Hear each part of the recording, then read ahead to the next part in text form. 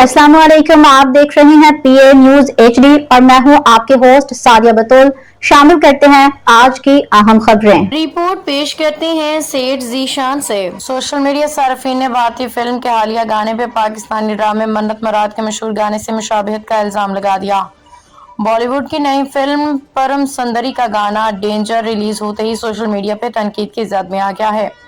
Film परम सुंदरी की कहानी शुमाली हिंदुस्तान के लड़के और जनूबी हिंदुस्तान की लड़की के दरमियान मोहब्बत के रिश्ते पर मबनी है।